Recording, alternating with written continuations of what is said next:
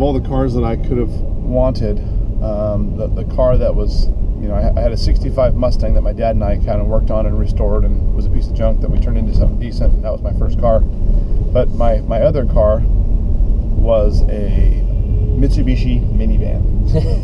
The worst looking minivan you've ever seen. Looked like a toaster. We all called it the toaster. Nice. Oh yeah. Mitsubishi minivan. I don't even know if they made a minivan. It's the ugliest van you've ever seen. Oh my gosh. They were awful. There's a 4-wheel drive one that's cool. This was not that. This was the uglier, lesser of the Mitsubishi minivans. Yeah.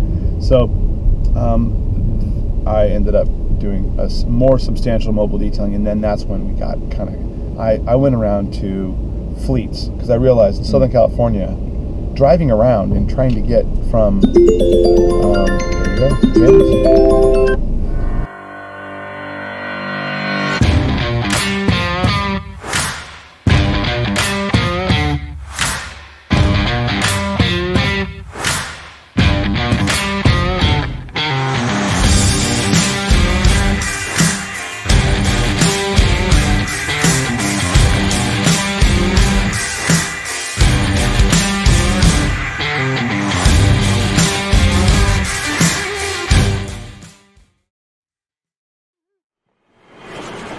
Gentlemen, how are we doing this morning? Awesome.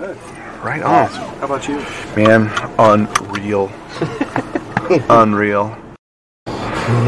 So, Columbus, Ohio, huh? Yeah. You guys end up, did you guys ever go to the Good Guys car show there in Columbus, absolutely. Ohio? So we have a custom shop called Rabid Customs. Really? Where, you know, of course, you know, right in the showroom level, we'll do just the add-ons, the aftermarket, everything through the Insignia product and everything. And then down the road where my grandfather had our second location, so the same location that in 1964 he would have sold you a Fairlane or a Galaxy. Yes. The showroom has Thunderbolts and lightweight Galaxies and all that stuff. And Thunderbolts. we do late models, we do classics, we do customizer. There's my car. Oh, there's way more cool stuff that we get to talk See about the logo then. on the back that says Rabid Customs. Yes. We created a lifestyle brand, kind of a la our buddies out at Galpin in California.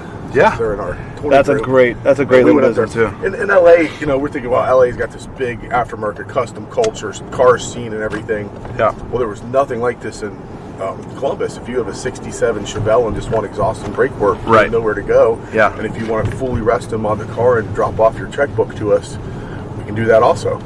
That is awesome. I think that Galpin model is killer. I think it's awesome the way they put that together. Good for you for going after Well, that. it's smart for marketing because it creates a lifestyle brand. Because Yeah. that if you haven't jumped into that 5-10 years ago, Right. I mean, it's like, when's the best time to plant a tree? Either 10 years ago or right now. Okay, Amen. you're Good segue. You're hitting the center of the bullseye. So Oh, is this what we're supposed to talk about? This is just who I am. Oh yeah. This good. is a free ride. No, this is exactly what I was hoping. Because what I'm looking for, Rick, is I am trying to discover why this is so difficult for most dealerships to get into. You hit it on the nail on the head. If you weren't in this 5 or 10 years ago, you're behind the curve. Why does it take such an effort to get a dealership wrapped around this process and move them forward? Well, I think any franchise dealer today, and we had the pleasure of sitting through the JD Power Auto Summit yesterday, and you see where the margin compression on new vehicle sales has become. You know, we have to do our due diligence to find additional profit centers, to find new opportunities to offer the customers, right? And if you don't have a process in place that's followed consistently 100% of the time, it's not going to work. Mm-hmm. And I know some dealers have that, you know, one good salesman that he's really good at selling it, so when he's in the store that day, but if there's not a true team concept or an individual person that's set aside that customer doesn't go to finance until they at least sit down with that person and see what those options are. Right. One of the things that we find is they may not buy it at the time of the sale, but when they come in for their first service visit 3 months later, right. That's when we can really capture most of the aftermarket and accessory sales today. Mm-hmm. But again, you highlighted some of the great points. What is it that keeps most dealerships from doing it? I mean, you know, the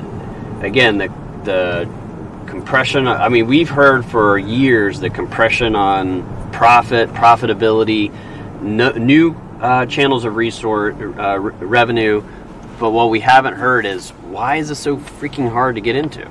Well, probably because they need a software system that'll make it easier. Do you guys know of that? Okay, yeah, do you know of that? Speak into the microphone. Speak into the microphone. You know, Jim, I to think about it, because every day I've ever worked, we've had an aftermarket and accessory department. It's always been a part of our business model. And I think some dealers don't, maybe think it's too much work or think it's too hard.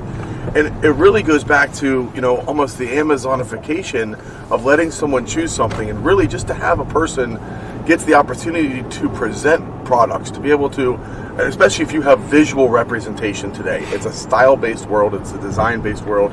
If you could show actual, picture of the vehicle, the color they're buying, and what those accessories look like on the vehicle, you may not get the sale that day, but I'm telling you, within 3 months, they come back and they want to add accessories and buy things. So it really takes three things: a person, a process, and some form of software so you can have the visual representation. It's a lot easier than what dealers think it is.